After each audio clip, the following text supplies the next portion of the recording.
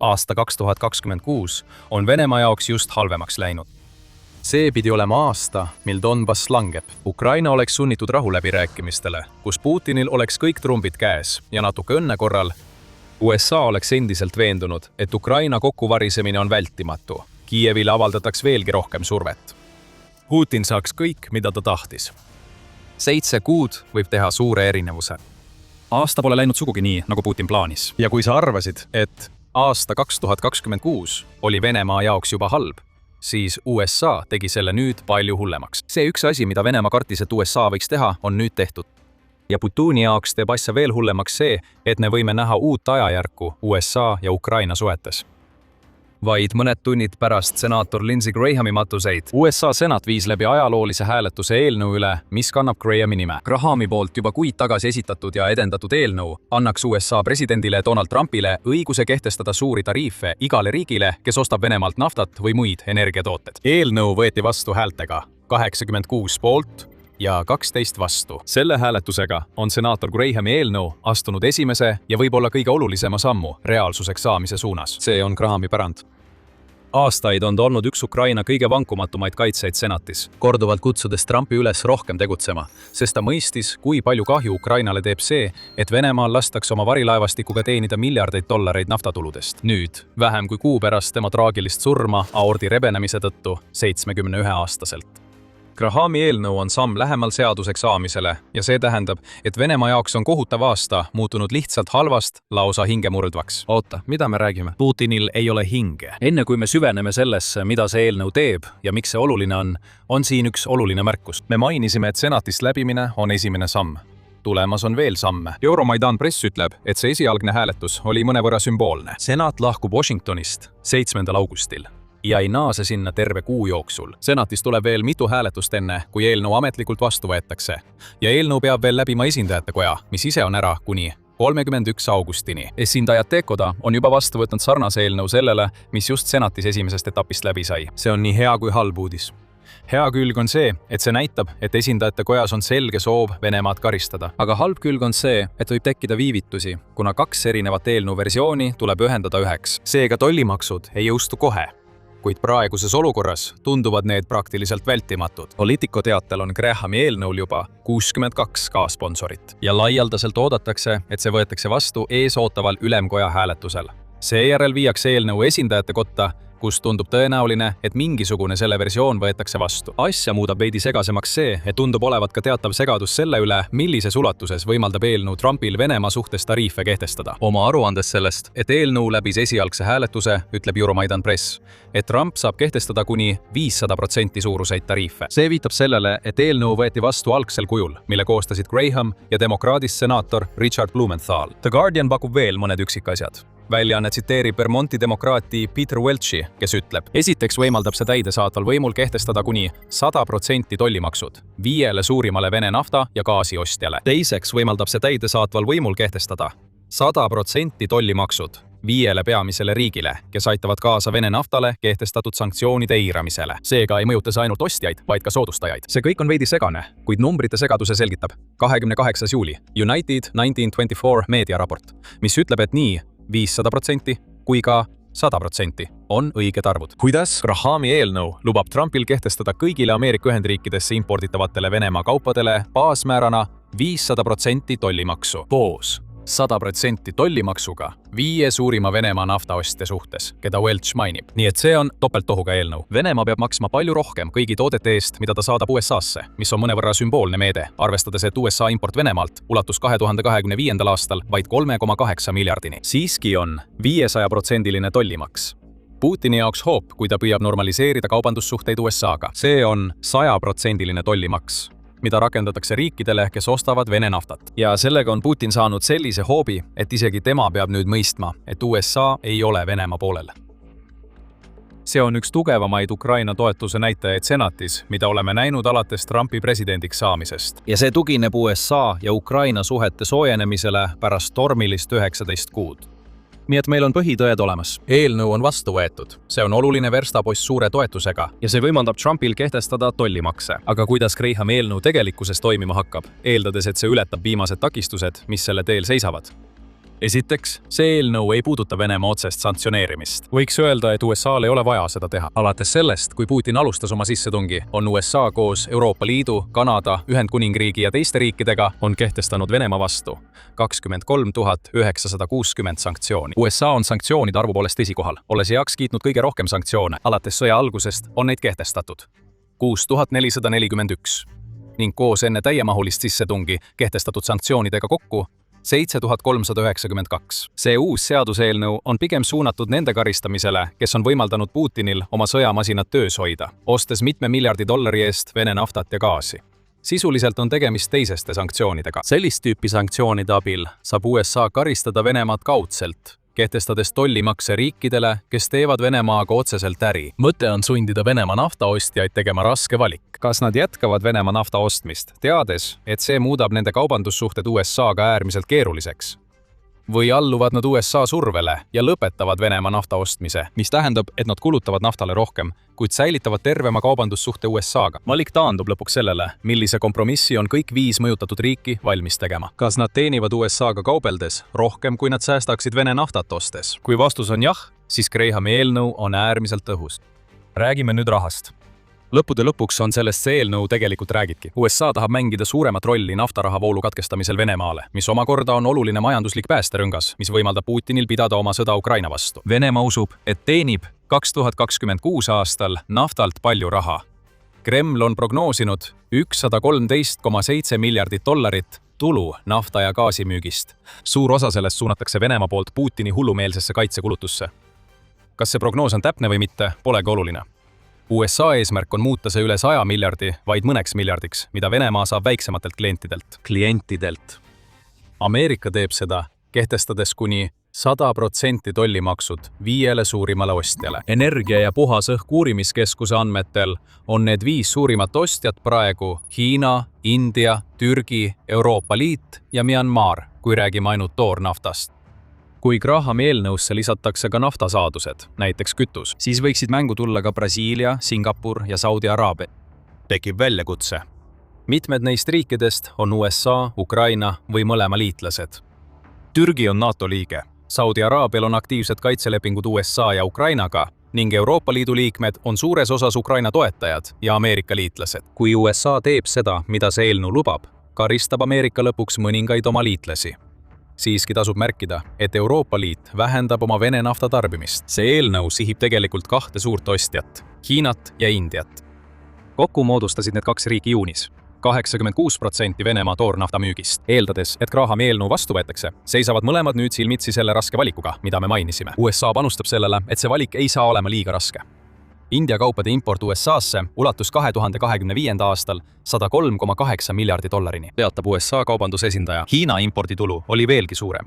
2025. aastal 308,4 miljardit dollarit. Võite märgata, et Venemaa nafta- ja gaasituluprognoosid kogu aastaks jäävad tublisti alla sellele, mida Hiina teenib eksportides USA-sse ja vaid 10 miljardit dollarit. Rohkem kui see, mida India teenib.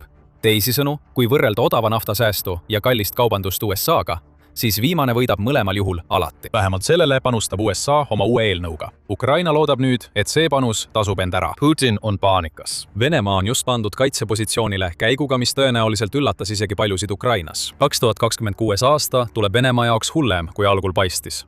Ja see oli juba niigi üsna halb. Aga mis Putinit tõeliselt muretsema paneb, on see, et ta näeb selles eelnõus uut ajajärku USA ja Ukraina suhetes. Grahami eelnõu vastuvõtmine ei tulnud tühja koha pealt. See on lihtsalt viimane märk sellest, et Ukraina ja USA teevad üha tihedamalt koostööd, et Venemaad alistada. Aga enne kui sügavamale läheme, see on sõjasaade. Kui sa pole veel kanalit tellinud, siis nüüd on ideaalne aeg vajutada nuppu ja lubada teavitused. Oled tagasi meiega? Väga hea, vaatame Ameerika Ühendriike ja Ukrainat. Grahami eelnõu vastuvõtmine toimus umbes samal ajal, kui Ukraina president Volodõmõr Zelenski külastas Valget Maja kohtumiseks Donald Trumpiga. Fotol, kus mõlemad juhid kohtumise ajal naeratavad, näeme, et nendevaheline õhkkond on hoopis teistsugune kui aasta tagasi. Need ratused mõjuvad Putinile kui pistodad südamesse, nagu ka Zelenski järgnevad avaldused pärast kohtumist.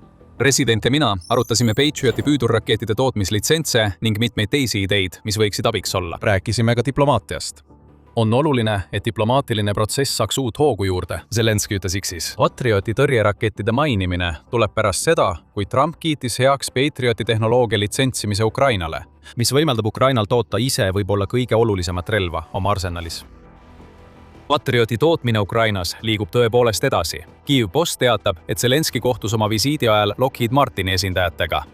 See on üks ettevõtetest, mis on seotud Patriot-rakettide tootmisega. Zelenskõi on samuti teatanud, et teine tootja, Raytheon, on avaldanud huvi Patriot-rakettide ühiseks tootmiseks, mis seob Ukraina veelgi tihedamalt USA kaitsetööstusega.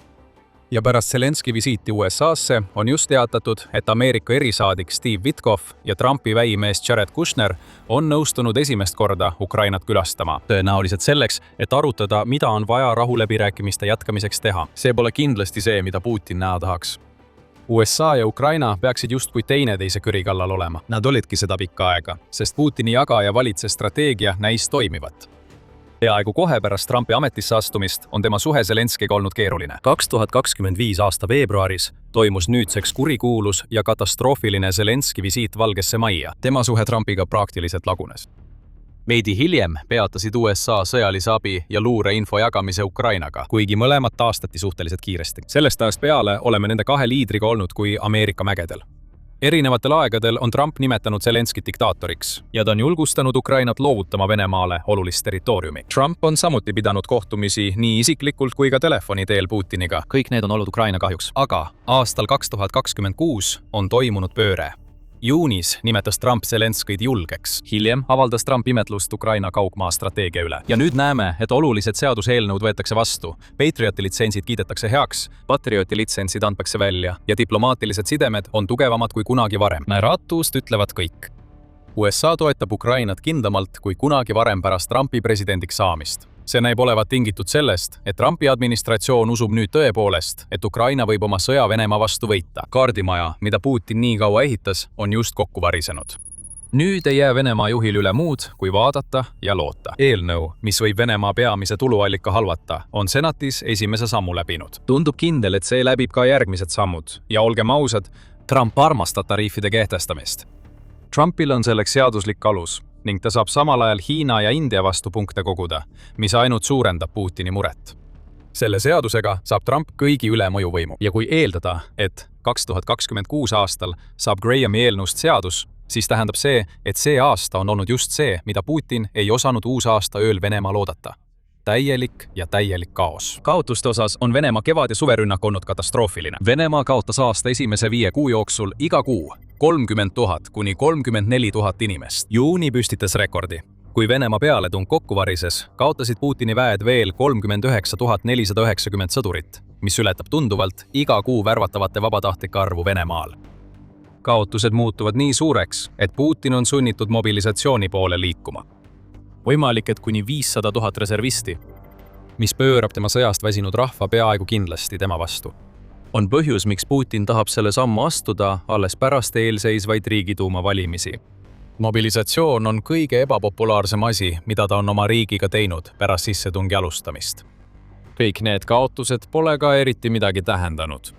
Venemaa edenemistempo on naeruväärselt aeglane, nii et see jääb kaugele maha sõja ükskõik millisest teisest perioodist. 3. juulil teatas Al Jazeera, et Venemaal kuluks pelgalt Donetski piirkonna vallutamiseks vapustavad veel 14 aastat, eeldades, et nende väed suudavad säilitada oma haletsusväärse juunikuu edenemistempo, mis oli vaid 1,03 ruutkilomeetrit päevas. Numbrid näevad aasta-aastat vaadates veelgi hullemad välja. Sõjauuringute instituudi andmetel saavutas Venemaa ajavahemikus detsember 2025 kuni mai 2026 territoriaalset netokasvu vaid 40,64 ruutkilomeetrit. See on vaid 7,87% sellest.